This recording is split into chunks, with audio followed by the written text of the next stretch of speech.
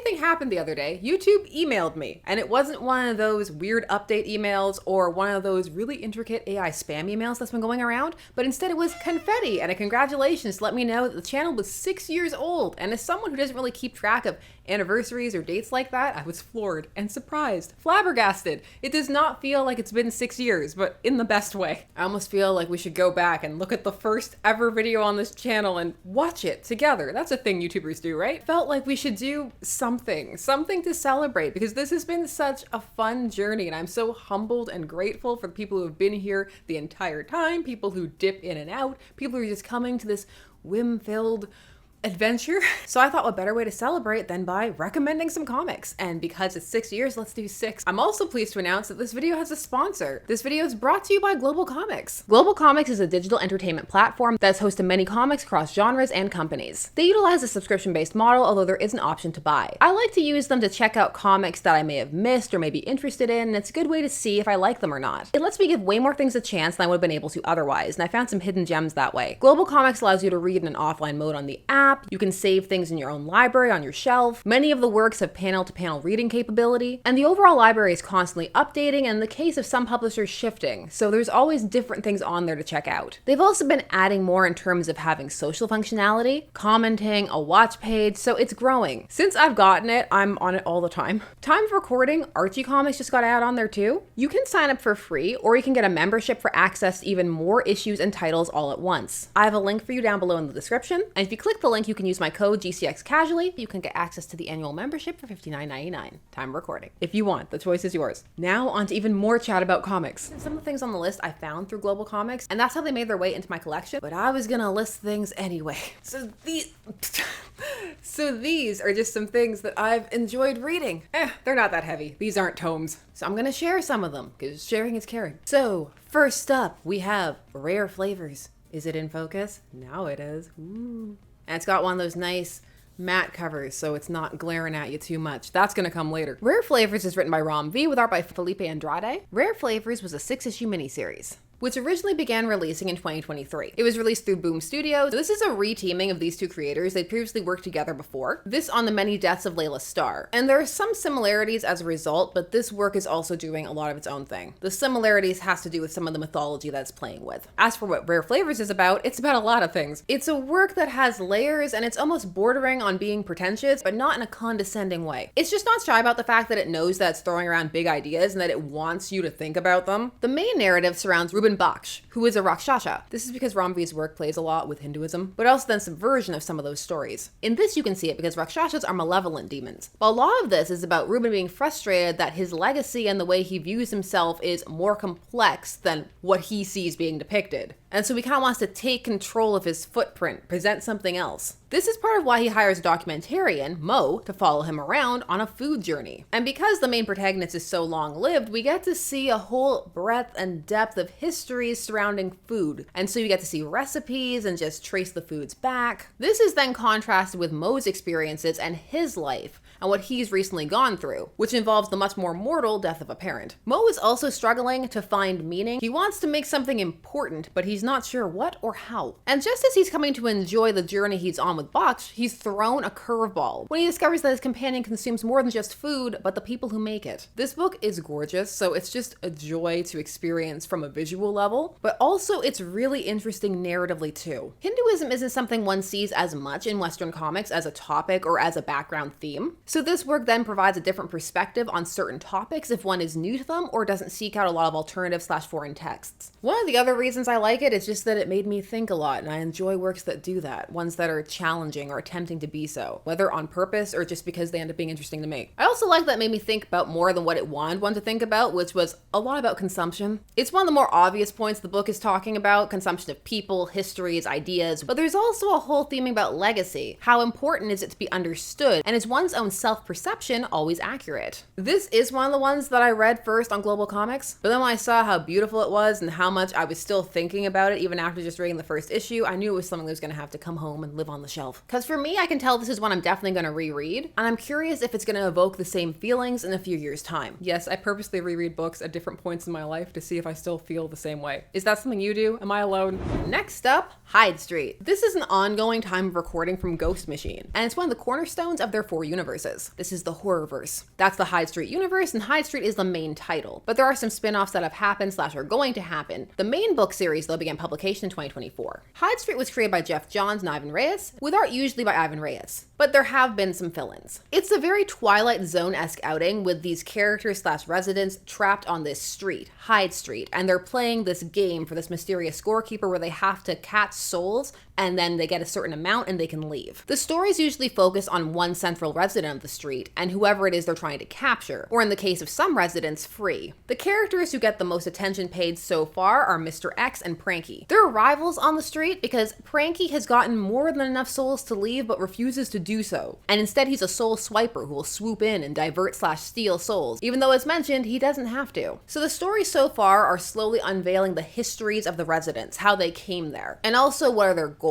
And then there's a through line of Mr. X trying to get enough souls to get out and see his daughter, but also of the residents getting fed up with Pranky and deciding that maybe they need to do something about him. Side note, the first trade of this is coming out in October of 2025, very appropriate, spooky. However, there was one write-up on there that described it as Mad Men meets Supernatural, and it was so inaccurate that I had to sit there a minute. Mad Men, why? Because one of the characters was a shady comic maker who wasn't ashamed to put in sleazy ads? Supernatural because there are creatures? They're not even hunting them. Sometimes it feels like they put people on the spot and they make you give a blurb where you compare the things together. Like, what's it like? I would argue if you're going to do that, Twilight Zone meets something else. I have issue 4 here with me, which is one of the more standalone issues. This is one that spotlights one of the residents, in this case, the matinee monster. It's one that I picked out to highlight that while the series reads well altogether, you can then pull out these standalone kind of issues, so it's fun that way. 6 was another issue I really liked because you finally got to see Mr. X pull off gaining some souls and see what his methods are like, because they all have different tricks as to how they do it. If you like light horror and horror anthology vibes, then this series might be worth checking out for you. Next up, another one I found through GlobalComix, Man's Best. It keeps going in and out of focus. It cannot handle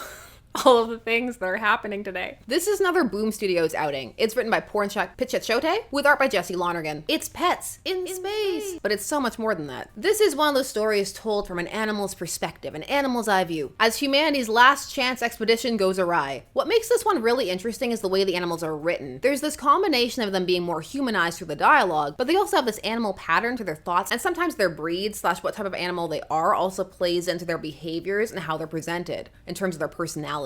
And their personalities and the way they have conflict really makes a difference as to how the adventures play out. And there's one really core question as to, is the right person the leader? And that just keeps coming up throughout. The adventure itself is very fun. After the ship is pulled into this mysterious seeming planetary body, the animals are left to explore and try to save their humans. And as it goes on, you get to see glimpses of what they were potentially training for, what the actual mission may or may not be, and also just get to explore an alien environment. As they explore the space that they find themselves in, it has a strong The World of Edina by Mobius vibe, just in the way the environment unfolds and the way the information is conveyed to the reader. Only it doesn't get quite as philosophical or introspective, but few things do. Also, that series came out across decades, so the way that it moves through thoughts is very interesting. This series began publication in 2024 and was 5 issues, and has, as one can see, since been collected in trade. This one fuses together a lot of things people like: pets, space adventure, and that kind of light dystopian vibe, but this one's a bit more hopeful than some others out there. Although I will say the human element may be the least interesting part of this for me, but mileage varies, and there was some strong character development done with what little panel time the humans got. Let's take a break and go mainstream for a moment. It's Batman and Superman, World's Finest. This series is written by Mark Waid, with art for the most part by Dan Mora, for the majority of the first 6 volumes, although you do have some fill-ins, then later art duties are taken over for the most part by Adrian Gutierrez after Dan Mora moves on to other books like Superman. But overall, it's a very stable series creatively, which is really helpful for long-running series. Now, this started in 2022, and I've been along for the ride since. Batman / Superman books and also World's Finest books, just as a series in general, are ones that I really like, and this is no exception. It's exactly what it promises: adventures of Batman, Superman,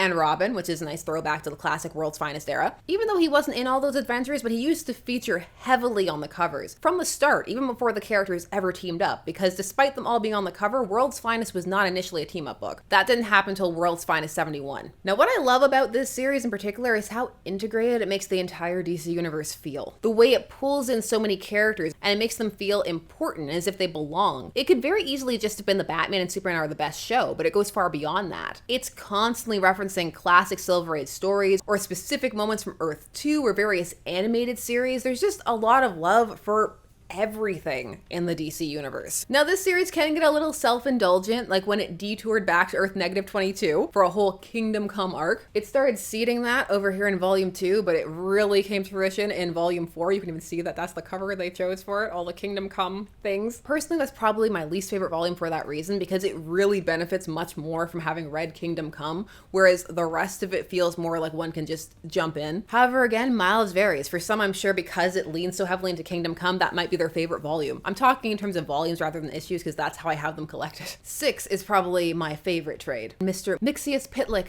Thank you so much, Silver Age, for the pronunciation guide. You can't yell at me for using the Silver Age pronunciation. I know that the 90s series, the 90s Superman series, had a completely different one. It's Mix. Yes. Spit. Lick.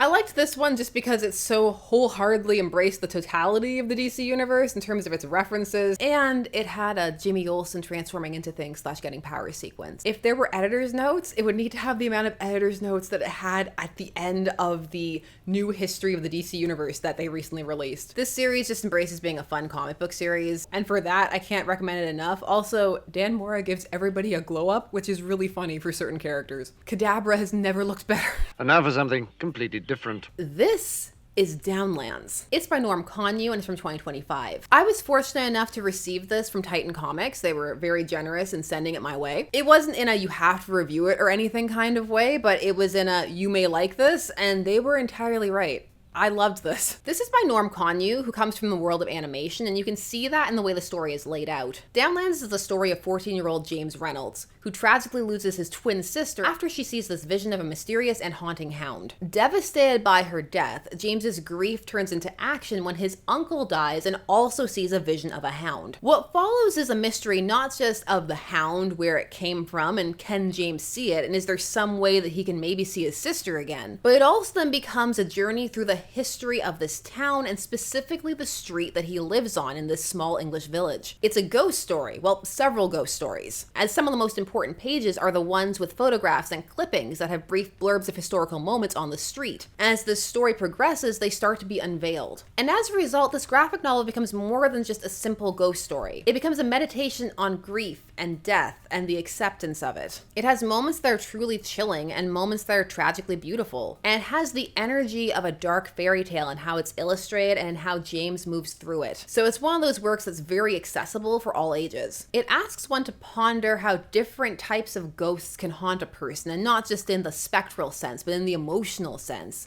Grief, remorse, fear. And of course, because one is dealing with hounds and it's set in England, it dives back into that lore as well, taking us back to hellhounds and stuff. Plus, it's also got some folklore edge. This one left me feeling really emotional at the end of it, and it's the kind of thing where I can tell it's going to reread differently, because the mystery aspect will be gone, but then the emotional poignance as James works through this journey will remain. It's nice and it's unique, and it's just sometimes fun to be reminded all of the different types of works that are being produced in the comic space. Because superheroes do still tend to dominate, but there's so much that one can do in this medium, and Downlands is a really nice reminder of that. And finally, one last series I got turned on to through GlobalComix. We've got Local Man by Tim Seeley and Tony Fleece. Ugh, I'm dropping everything. There's only 3. I think I dropped the 6 World's Finest. Now, time for recording. This is done. Although, fingers crossed, I like to hope that maybe, if there's enough interest, they can come back to it. However, if they don't, this was a very fun ride. I got into it late. The first issue of this was 2023. However, I do, as you see, have the trades, and they're getting a deluxe edition, which is going to have everything. So all 14 issues, even though the last issue is called 25 because there's a time skip, and the specials, Gold and Bad Girls. Side note, it really bothers me that the first issue of this is matte and the other 2 are glossy. Why, Image? Why? Now, Local Man is a real treat if you like 90s comics, and even if you don't, it's still really interesting. It's just if one does enjoy that era of comics, you get more out of the references and tropes that they're both lampshading and lovingly homaging. Local Man is about Jack Xaver, not Xavier, Xaver, who was the hero Cross-Jack of the team 3rd Gen. See your brains activating going, Cross-Gen? He's been kicked off the team and had to return to his hometown in disgrace. And so for the first little bit, part of the mystery is what happened? Why did he get kicked off the team? There's this kind of slow reveal as to what happened. While people think they know what happened, it's actually quite different. And it's also a murder mystery, as one of his former villains turns up dead. He ends up being the main suspect, and so he has to go and try and clear his name, solve the murder, but he can't legally call himself Cross-Jack anymore, and so he ends up going by Local Man, which is how the news reports about him, even though the town totally knows who he is. There are a lot of really clever things about this series. The use of the more classic art styles for the flashbacks, which means it works really well when the series veers. Part of what's being celebrated here is just giving some of those classic 90s comic series that can often be the butt of jokes a bit more credit, putting a bit more respect on things like Youngblood and Wildcats, acknowledging that the era was more than just edge and boobs. Not so much butts, they were there, but they weren't the same as the 2020s era where everybody apparently is Sir Mix-a-Lot. Where this series really hooked me was the clever twist on why Jack was kicked off the team, which is not the main mystery, but the way it played directly into what people would assume based on the archetypes surrounding him was really clever. Camo Crusader also ended up having way more depth than his character design would have you believe, but again, that's part of the point. It's a really fun, action-packed character study, and it highlights a deep love of comics, not just of that era, but in general. Bad Girls, which you get in the 3rd one, is one of my favorite issues. And it's not just because Witchblade is in it. You can't really see her. I guess I'll put it on the big screen. She's reflecting. But it's because it goes out of its way to highlight some of the other things that made those characters awesome. Yes, sometimes they were clearly drawn with one hand, but that one hand could also maybe write some stories too. Don't throw the baby out with the bathwater, as they say. Do people still say that? I don't know. I still say it. And those are 6 comics/series that I really enjoyed, and maybe you'll enjoy them too. Maybe you'll hate them. Tell me whatever you think down below. What are you reading? Are you still loving comics? Just share all your thoughts down below. Thanks so much for spending some time discussing comics with me. I really appreciate it. I'll see you again soon. Like, subscribe, comment, and yeah, here's to however many more years and vids. See you there. Bye-bye.